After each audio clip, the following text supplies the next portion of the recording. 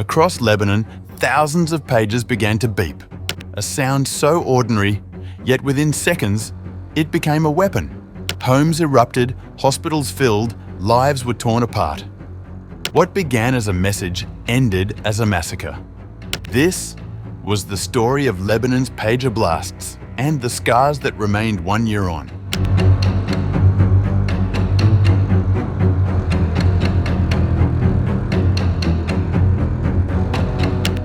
Picture this.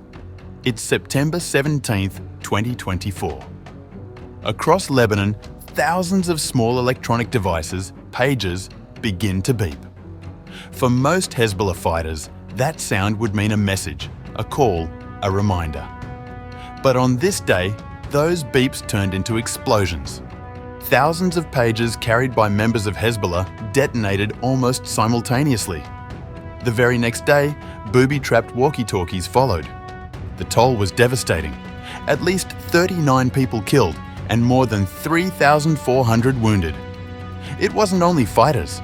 Children, hospital workers and civilians who happened to be nearby were also caught in the blast. Imagine standing in your living room, hearing a simple beep, glancing down, and in the very next second, your life is shattered. That's exactly what happened to 27-year-old Mustara. She told Reuters she had been working from home when a pager belonging to a relative suddenly beeped. Before she could even touch it, the device exploded. She survived, but with severe wounds to her face and hand, scars she continues to live with today. I was working on my laptop. The pager belonged to a family member at home. It was there, so I was passing by and it exploded.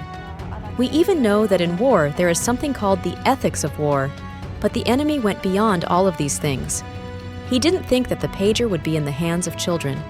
We witnessed that there were many wounded children and women who had nothing to do with this matter. The person who pressed the button on September 17th, how does he consider himself a human being?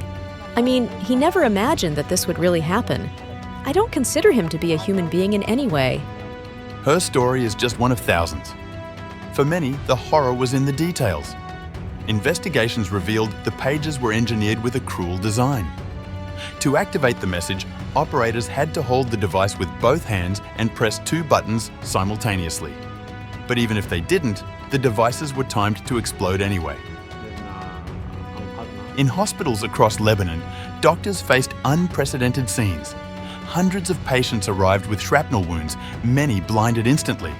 I think all the ones I saw were very serious cases, but that doesn't mean that all the cases were like this, so I don't give a bias. In some cases, we were able to save what was possible to save. An eye or both eyes, and in some cases, no, let's be honest, we couldn't do anything either.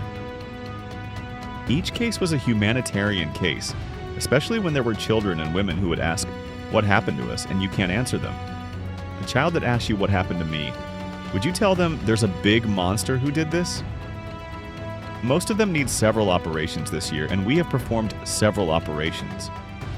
Most of them need follow-up for the rest of their lives, and I don't think that their treatment will stop at a certain point, no. A year on, those haunting questions remain.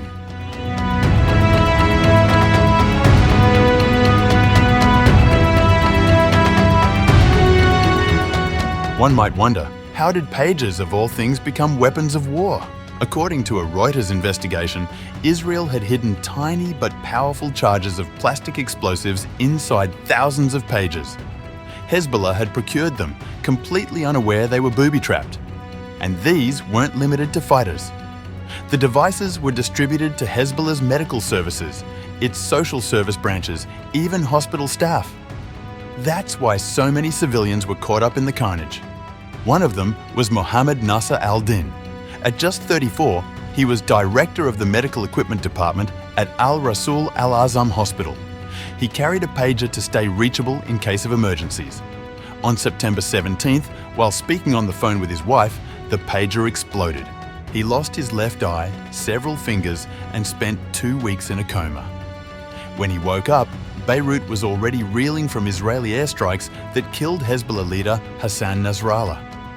But for him, politics wasn't the breaking point. It was his son's reaction. I had a tour at the hospital with people from abroad. I finished and went down to my office, and I was following up on my son's issue. It was the first day of school, on a day like this one. I don't remember how it exploded, what I saw. I lost consciousness straight away and fainted instantly. And they transferred me, to my understanding. I mean the young men, my colleagues at the hospital, in the department. They ran to me. They came to the operating department and took me to the operating room straight away. From here on, I remember nothing. I went into a coma after that. The United Nations condemned the pager attack as shocking and unacceptable. UN Human Rights Chief Volker Turk warned that targeting thousands without knowing who held the devices or where they were violated international law. Israel saw it differently. 2 months later, Prime Minister Benjamin Netanyahu publicly claimed responsibility, hailing it as a crippling blow to Hezbollah. Intelligence officials revealed the operation had been years in the making, some devices sabotaged a decade earlier. For Hezbollah, it was catastrophic. 1-500 fighters sidelined, blinded, maimed. The weapon wasn't just deadly, it was psychological. A simple tool of communication had turned into a symbol of betrayal and fear.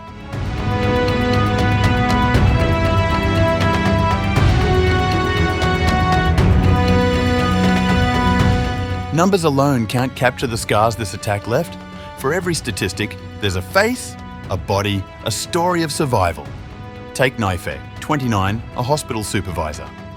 She had just begun her shift at St. George Hospital in Beirut when her pager started to beep. The screen was unusually dark, so she lifted it closer to her eyes. It was the last thing she ever saw. The blast destroyed both eyes.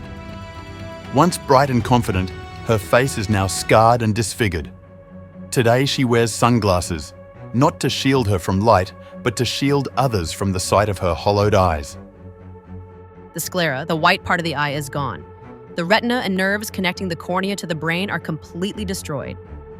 Doctors say around 500 people suffered catastrophic eye injuries that night.